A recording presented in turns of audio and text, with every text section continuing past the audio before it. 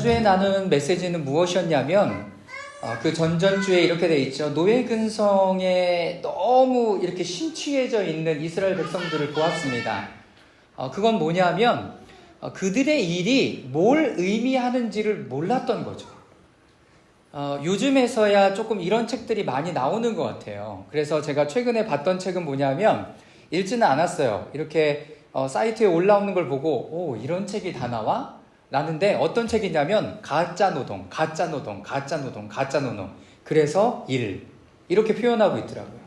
그러니까 여러분들에게 지금 해당되는 그 일이 정말로 여러분들의 정체성과 어떤 것을 세워주는 것인지가 굉장히 중요하다는 거예요. 이거는 제가 하는 말이 아니라 우리가 성경을 통해서 계속 보고 있기도 했지만 이 책에 이런 내용들이 있습니다. 자, 정치적 성향이 반대인 두 저자는 합리성에 대한 믿음 위에 세워진 가짜 노동의 굴레를 분석한다. 세상에서 보는 시각은 서로 다르지만 현대사회가 고집하는 근로의 판타지에 커다란 모습이 있다는데 의견을 같이 한다.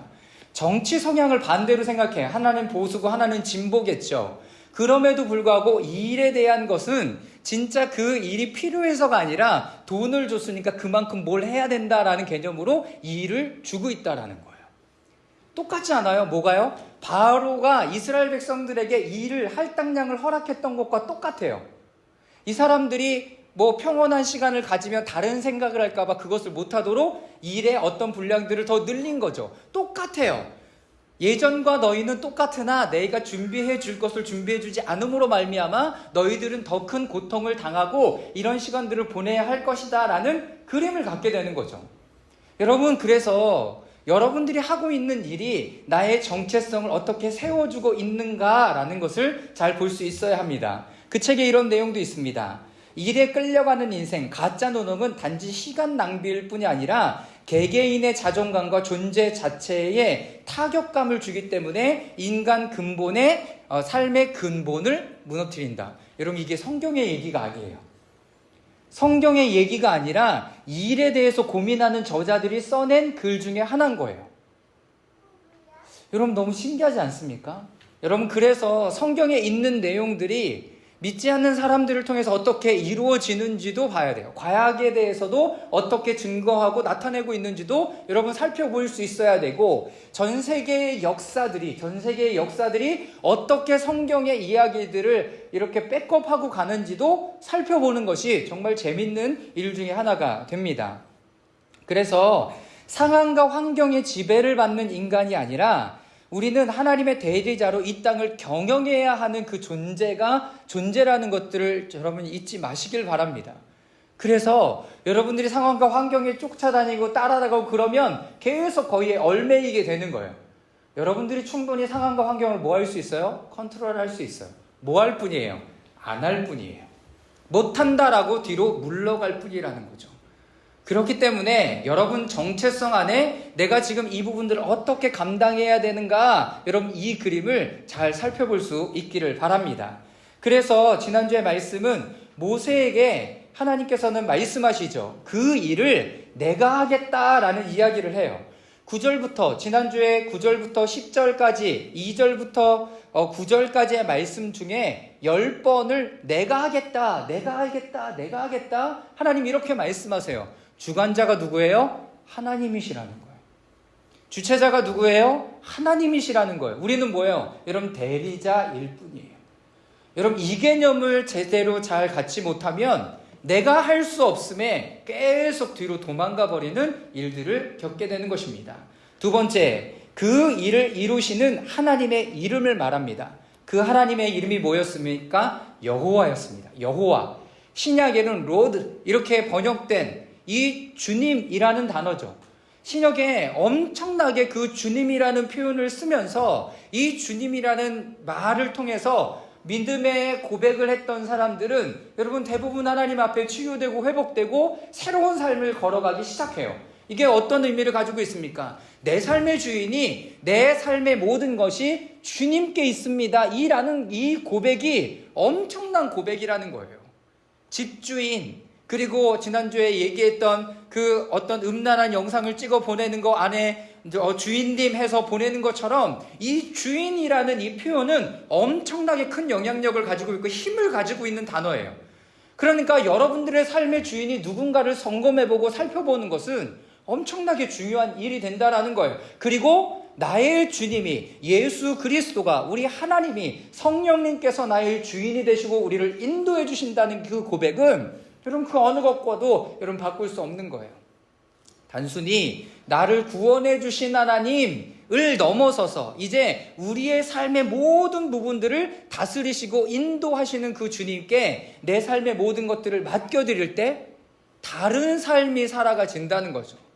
그것은 안식에도 여러분들과 나누었지만 안식하려면 뭐가 필요합니까? 내가 다 이 모든 것을 할 수 없다는 걸 인정하고 받아들여야 돼요.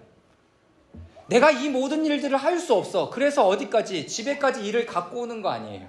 그리고 밤새도록 일을 하는 거 아니에요. 내가 다 해야 된다는 부담감 때문에 그런 거예요. 그거는 내가 내 삶의 주인인 거예요. 어떻게 보면 여러분들은 일에 노예가 되어 있는 삶을 살아가고 있는 거죠. 그렇기 때문에 여러분들의 일과 내가 이 모든 것을 할 수 없다는 인정, 내 삶이 하나님께서 이끌어 가시고 주도해 가신다는 그 고백이 있지 않는 한 여러분 우리는 계속 거기에 끌려갈 수밖에 없어요. 사랑하는 여러분, 여러분들의 현재 위치, 여러분들의 자리, 그곳 가운데 내가 어떻게 나의 정체성을 세워가고 있는지를 잘 살펴볼 수 있기를 바랍니다. 그리고 내 삶의 주인이 누구인지를 분명하게 고백하고 그 주님이 인도하신 대로 따라가는 여러분 될 수 있기를 바랍니다. 자, 세 번째, 하나님의 분명한 계획은 물으면 물을수록 어떻게 되냐? 구체적으로 하나님께서 말씀하십니다. 지난주에 봤죠? 내가 너희를 이끌어내겠다라고 하나님께서 출애굽기 3장에 말씀하셨다면 6장으로 넘어왔을 때는 어떻게 해요? 내가 너희를 이끌어내고 어디 하나님의 약속하신 그 땅을 너희에게 들어가게 하고 그 땅에 너희가 주인이 되게 하고 그리고 결론적으로 뭐예요? 그 땅에 너희가 하나님의 백성이 될 것이다 라고 하는 것까지 분명하게 하나님의 계획들을 이야기해요. 사랑하는 여러분, 그러니 하나님의 뜻을 기다립니다 라고 얘기하는 것은 굉장히 소극적인 거죠. 뭐예요? 하나님 앞에 물어야 됩니다. 하나님의 뜻을 분명히 알고 싶으면 기다리는 게 아니라 어떻게 해야 돼요? 물어야 돼요. 하나님, 이것이 맞습니까? 이것이 틀립니까? 이 길이 맞습니까? 이 부분들을 기도로 가져가서 그 주님과 계속 교제하면서 물어야 돼요. 그래야만 내가 분명히 하나님의 음성을 들을 수 있고 그리고 더 구체적으로 하나님의 말씀을 따라갈 수 있고 알아들을 수 있는 하나님 분명한 메시지를 우리에게 주신다라는 거예요. 그러니 하나님께서 이렇게 해주시겠지 그냥 팔짱 끼고 앉아있으면 여러분 그 일은 평생 안 일어날지도 몰라요. 약속은 가졌지만 그 약속을 이루시는 그 하나님이 내 삶을 어떻게 인도해 갈 것인가에 대한 기대감, 이것조차 없는 거죠. 뭐 하느냐고? 기다리느냐고. 기다림은 굉장히 중요한 이슈예요. 인내는 굉장히 중요한 이슈입니다. 그러나 여러분들이 하나님의 구체적인 계획들을 알고 싶다면 주님께 물으셔야 합니다. 하나님, 이것이 맞습니까? 이것이 바른 길입니까? 물어야 되는 거죠. 그래서 하나님은 우리를 하나님의 백성을 삼으시기를 원하세요. 언약 가운데 하나님의 백성이 되고 나는 그의 하나님이 되겠다, 주인이 되겠다, 주님이 되겠다라고 말씀하신 그 말씀을 내 삶에 깊이 간직하시는 여러분 될 수 있기를 바랍니다. 자, 우리는 지금 추석의 중간을 지나가고 있습니다. 여러분, 추석이 뭐예요? 추석이라는 의미를 보면 가을추, 여름에 5, 6월달, 7월달까지 여러분 너무 덥고 힘든 시간을 보내다가 가을이 되고 딱 되니까 아침 저녁으로 시원하잖아요. 그래서 어디 가서 놀아? 한강 고수부지 가서 노는 거야. 그렇게 시간을 보내면서 어떤 시간을 또 보내요? 겨울을 준비하면서 새로운 옷을 장만하고 또 여인들은 길쌈을 통해서 옷을 준비하는 계절이 바로 추석이에요. 여러분 그렇게 보내셨어요? 가족들과 굉장히 행복한 시간들 보냈어요? 아니면 뿔뿔이 다 흩어져 갖고 여러분 그렇게 시간을 보냈습니까? 만약에 여러분들이 하나님의 자녀이고 그리고 내가 그 가정 가운데 부름을 받았다라고 한다면 가족 문화를 바꿔야 돼요. 제사를 드리고 제사를 안 드리고 이거를 떠나서 여러분들이 그 가정 가운데 할 수 있는 그 일들을 반드시 고민해야 돼요. 그리스도인들은 그런 의무를 가지고 있습니다. 왜냐하면 성경의 절기는 다 누가 제정하셨는지 아세요? 하나님이 제정하셨어요. 하나님이 제정하셨어요. 먼저 성경의 절기들은 어떤 것을 중심으로 하냐면 예수 그리스도의 중요한 사건들을 중심으로 그것이 만들어져요. 그래서 유대인들에겐 첫 번째로 중요한 절기가 유월절이에요. 출애굽에서 나온 그 애굽의 종살이에서 나오는 때를 기념하여서 유월절을 보내요. 뭐예요? 내가 예전에 이렇게 종이었는데 그 절기를 지킴으로 말미암아서 하나님께서 우리에게 새로운 삶을 허락하여 주셨다라고 이야기하는 그 절기가 우리 마음속에 깊이 새겨져 있어야 돼요. 그게 무슨 절기예요? 구원의 절기가 되는 거예요. 그래서 우리가 보내는 절기에는 반드시 예수 그리스도와 예수 그리스도의 구원과 하나님의 나라를 살아가는 하나님의 나라와 연관이 되어 있다는 것을 잊지 마셔야 돼요. 그래서 그 시간들을 통해서 새로운 패러다임과 새로운 삶의 영역으로 들어가게 되죠. 애굽에서 살았던 430년간의 혼적인 삶이 아니라 고스톱 치고 술 먹고 맛있는 거 먹고 여러분 그런 것을 넘어서서 내가 이제 구원의 삶으로 하나님 앞에 살아갈 때 어떻게 살아가야 되겠는가를 누가 고민해야 돼요? 여러분들이 고민해야 돼요.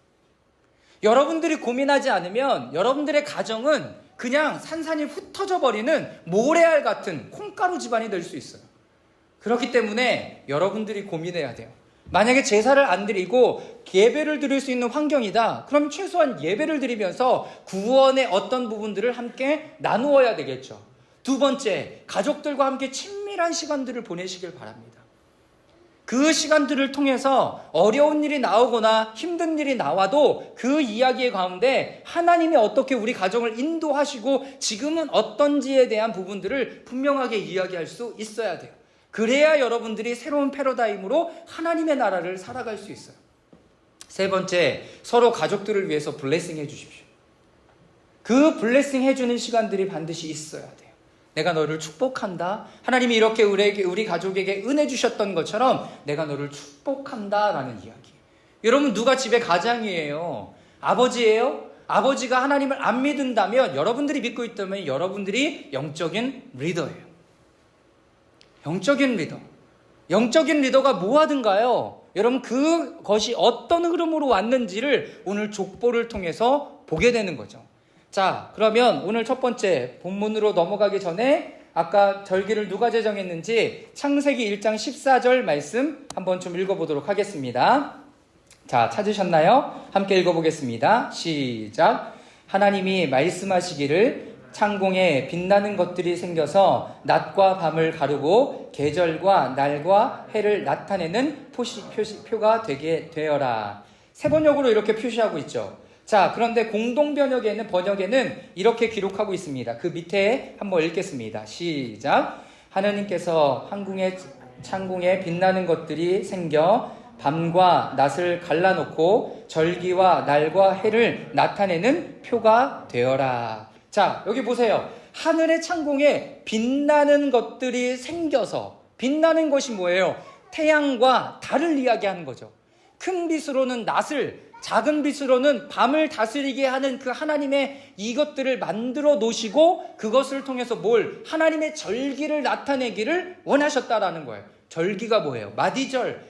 끊어지는 때가 있고 새롭게 뭘 시작하는 때가 있다라는 것을 이야기합니다. 그래서요, 이따 결론적으로 이야기하겠지만 이 절기들을 통해서 하나님께서 여러분들에게 맺게 하시는 것이 무엇인지를 반드시 보셔야 돼요. 내가 여름에 무엇을 심었고 내가 여름에 뭘 나타냈고 어떤 일을 했는가에 따라서 맺어지는 결과가 다르겠죠. 결과가 다를 겁니다. 그래서 육체의 열매를 심었다면 육체의 열매를 거둘 것이고요. 영의 열매를 심었다면 영의 열매를 거두게 될 것입니다. 자, 6월절 이스라엘에게 첫 번째 절기가 되는 출애굽기 12장 1절과 2절 말씀 함께 읽겠습니다. 시작. 주님께서 이집트 땅에 모세와 아론에게 말씀하셨다. 너희는 이 달을 한 해의 첫 달로 삼아 한 해를 시작하는 달로 여기라. 네, 한 해를 시작하는 달이 뭘로 시작돼요? 6월절로 시작돼요. 한 해를 시작하는 달이 뭘로 시작해요? 하나님의 구원으로 시작해요. 그래서 우리가 지금 계속 달려왔던 것처럼 내 삶에 예수 그리스도를 나의 주님으로 영접하고 구원의 감격과 구원의 능력과 하나님의 나라로 들어가는 그 사인, 그 표를 가져야 이제야 내가 한 해의 첫 달을 시작하는 거예요. 그래서 모태신앙이 별로 의미 없을 수 있습니다. 별로 의미 없을 수 있습니다. 영적인 유산은 굉장히 많이 가지고 있어요. 그러나 이것이 발휘가 되지 않아요. 어떻게? 하나님과 연결되어져야 발휘가 되는데 이것이 발휘되지 않아요. 믿지 않는 무신론자와 똑같아요. 그렇기 때문에 한 해의 시작은 예수 그리스도를 나타내는 유월절로 시작하라라고 이야기를 하고 있습니다. 자, 11절부터 14절까지는 저와 여러분들이 한 절씩 교독하며 읽도록 하겠습니다. 11절입니다. 너희가 그것을 먹을 때 이렇게 하여라. 허리에 띠를 띠고 발에 신을 신고 손에 지팡이를 들고 서둘러서 먹어라. 유월절은 주님 앞에서 이렇게 지켜야 한다.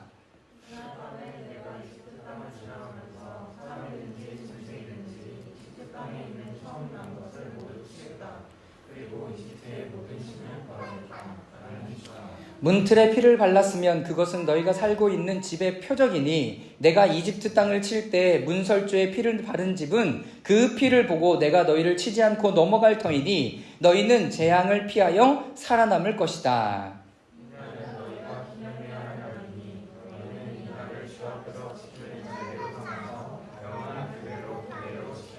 네, 영원한 규례로 대대로 지켜야 된대요.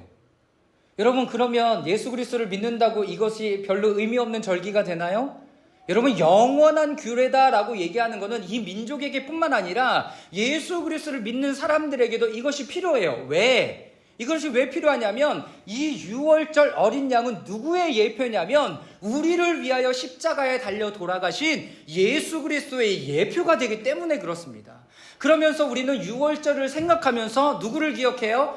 문설주의 피가 발라졌던 어린 양의 피. 여러분, 이것을 기억해야 되는 거예요. 이것을 기억해야 돼. 그러니 지금 예수 그리스도를 믿고 지금 믿음 생활을 하는 우리들에게도 이 유월절의 사건, 구원이 우리 가운데 임한 사건은 굉장히 중요한 것으로 여러분들에게 심겨져야 된다라는 것입니다. 그러니까 지금은 굉장히 중요한 절기를 가져가고 있는 중이에요. 왜냐하면 지지난주에 이스라엘은 그들의 2023년에 첫 달이 시작되었어요. 이미 시작되었어요. 그리고 다음 달 10일이 장막절을 또 보내게 돼요. 장막절이 뭐예요? 하나님의 나라에 들어가는 절기를 또 그들은 지키게 됩니다.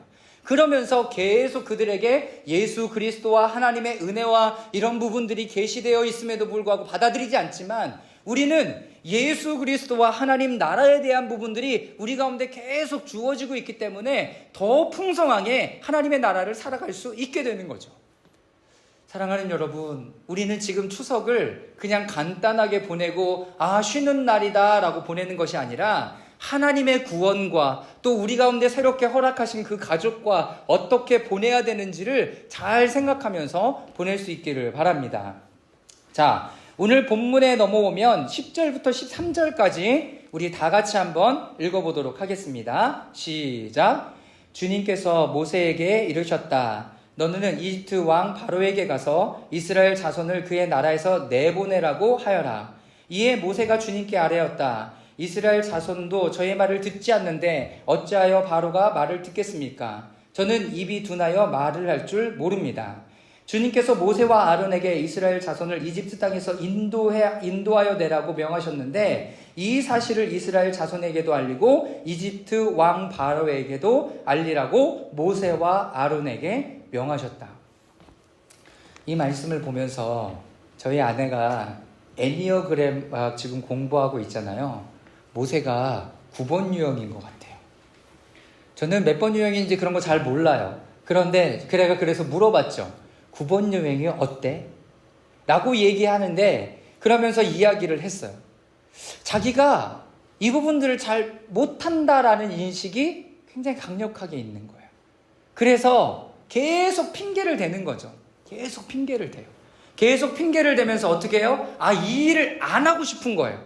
그런데 모세가 이 일을 감당합니까? 감당하지 않습니까? 해요, 안 해요? 해요.